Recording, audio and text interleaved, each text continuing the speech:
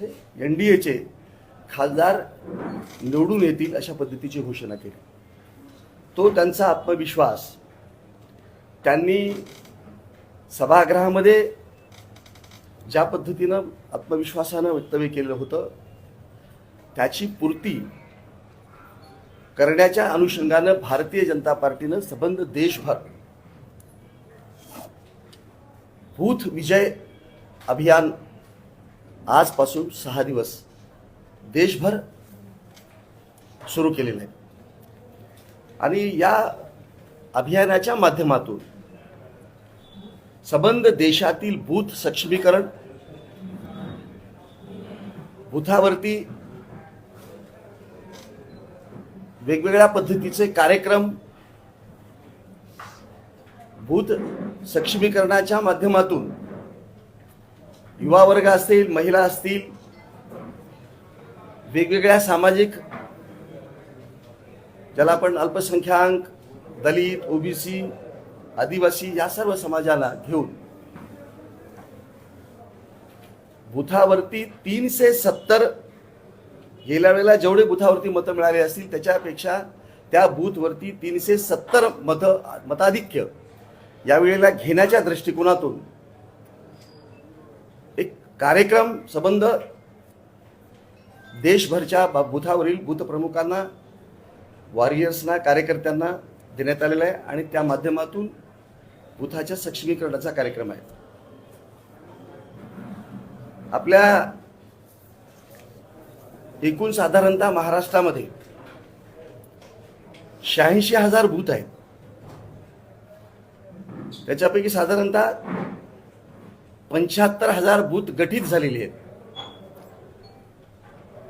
1 booth 10 youth, कधी 20 youth आहेत, काही ठिकाणी 30 यूथ पण झालेले आहेत.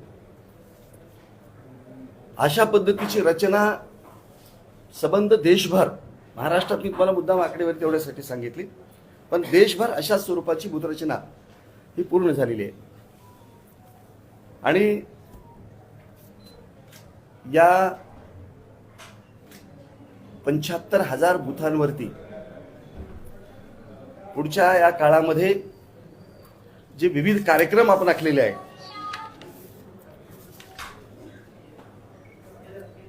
6 एप्रिलला आमचा वर्धापन दिन आहे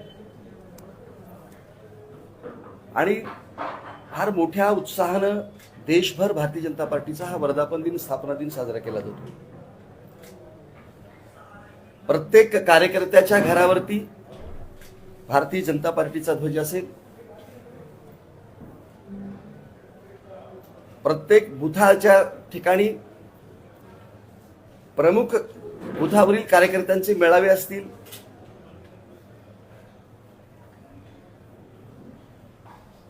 त्याचप्रमाणे विधानसभा निहाय सुद्धा बूथ संमेलनांचं आयोजन करण्यात येणार आहे.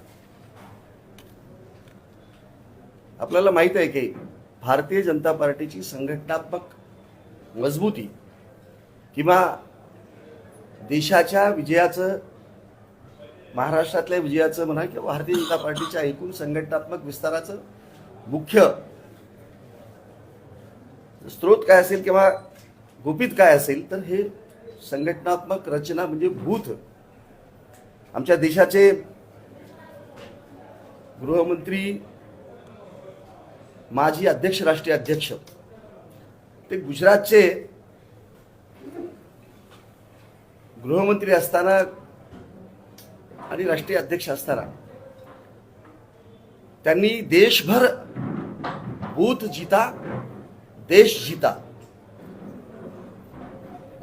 जर आपण जिंकलो तर देश जिंकतो ही संकल्पना देशभर राबवली आणि त्याचाच परिपाक म्हणून 2014 साली केवळ या संघटनात्मक रचनेवरती देशामध्ये 282 खासदार निवडून आले.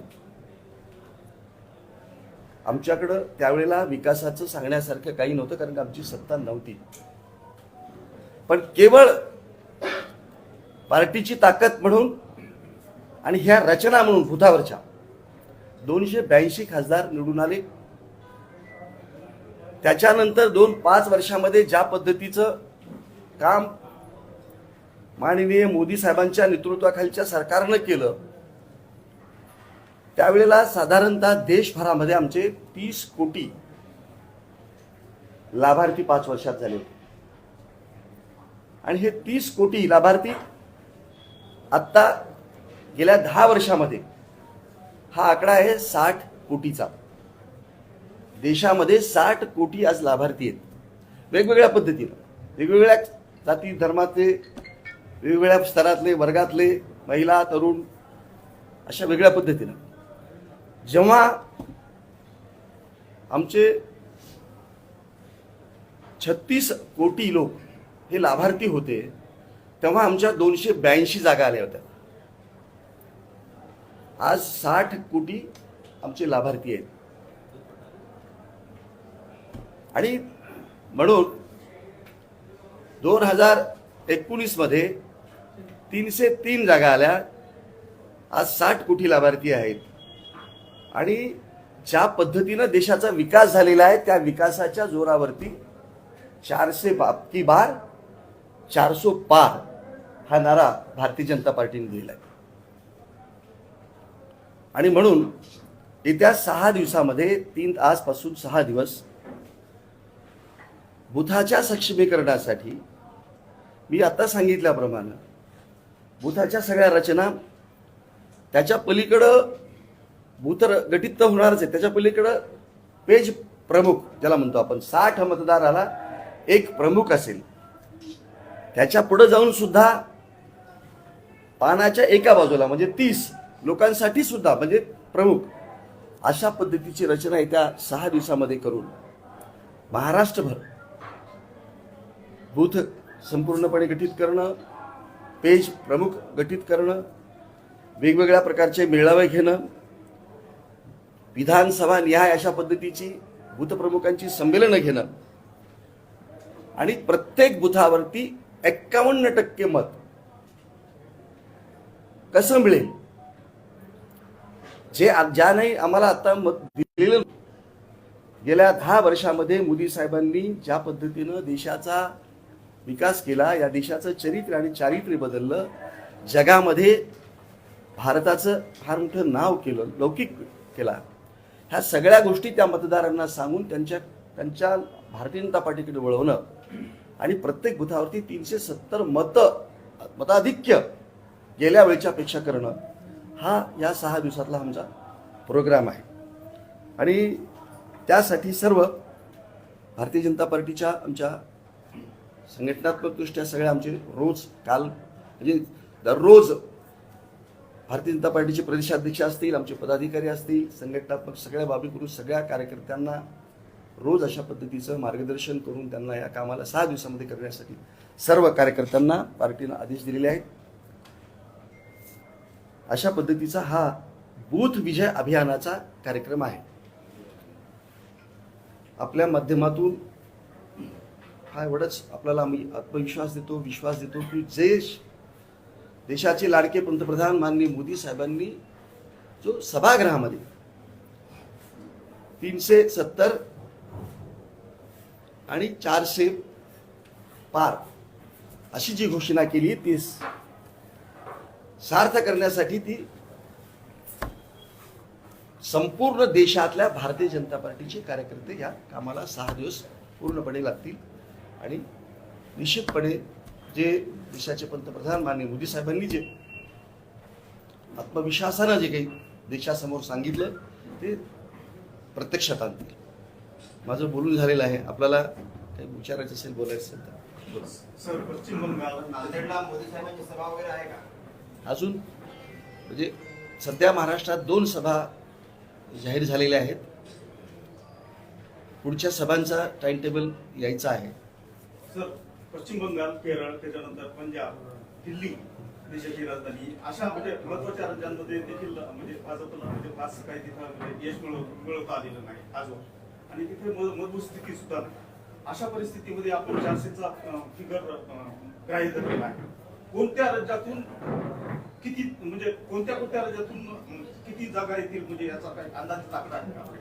नाही, बघा 2 गोष्टी मी तुम्हाला सांगितल्या. तुम्ही जे म्हणता ना की पश्चिम बंगाल, पुन्हा केरळ आणि पंजाब यावेळेला तुम्हाला म्हणूनच म्हटलं की तुम्हाला निकालाच्या नंतर आम्ही हे नियोजन हे ज्या घोषणा केल्यात अंदाजित आकडा सांगितलं ना तुम्हाला मी 370 भारतीय जनता पार्टीच्या बलबुत्यावरती एकट्याच्या ताकदीवरती 370 जागा आणि NDA म्हणून 400 जागा आणण्याचं निश्चित नव्हे केलं नव्हे त्याचं प्लॅनिंग आहे आमच्याकडं. तुम्ही म्हणालात ना दक्षिणेमध्ये आम्हाला फार यापूर्वी यश मिळालं नाही असं म्हणालात. आता निवडणुका होऊ द्या. तेलंगणा असेल, आंध्र प्रदेश असेल, तामिळनाडू असेल, किंवा केरळ सुद्धा असेल. तृणमूलची परिस्थिती आपण सध्या सगळे जर टीव्हीवरती चॅनलवरती पाहता, तिथं जो काही माहोल आहे, तिथली जी काही परिस्थिती आहे ती अत्यंत भारतीय जनता पार्टीला अनुकूल आहे. गेल्या वेळेला सुद्धा तिथं आम्हाला खूप चांगलं यश मिळालं होतं, पण त्याच्यापेक्षाही जास्त यश यावेळेला इथं पश्चिम बंगालमध्ये सुद्धा आम्हाला मिळेल. हक्के साहेब, आपलं बूथ बांधणीचं काम सुरूच आहे. नायगाव विधानसभा मतदारसंघामध्ये माननीय खासदार साहेबांना चांगला प्रतिसादही आहे. परंतु लोकलच्या आमदारांची काही मंडळी सोशल मीडियावरती गटातटाचं राजकारण मोठ्या प्रमाणात करतात. त्याची असंख्य उदाहरणं स्क्रीनशॉट आहेत, मी तुम्हालाही देऊ शकतो.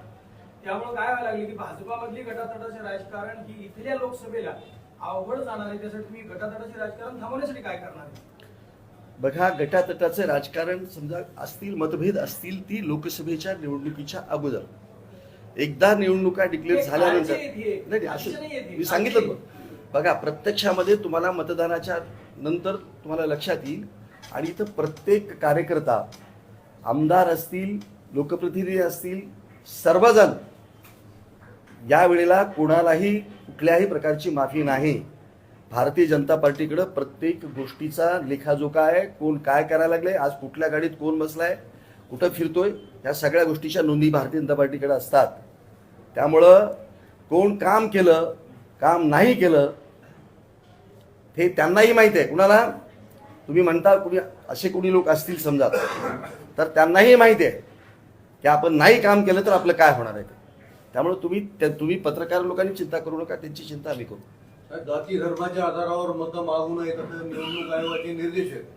पण काल त्याच्या आधी वंचित बहुजन आघाडीची यादी, उमेदवारांची यादी घोषित झाली. त्याच्यात सरळ सरळ जाती धर्माचा उल्लेख आहे. त्याच्याबद्दल आपण काय करणार आहे? नाही, तीच म्हटलं तुम्हाला मी की तुम्ही लोक विरोधक आम्हाला जाती आणि धर्माच्या नावाखाली आम्हाला बदनाम करतात. खरे जातीवादी कोण आहे ते तुम्ही ठरवायचं.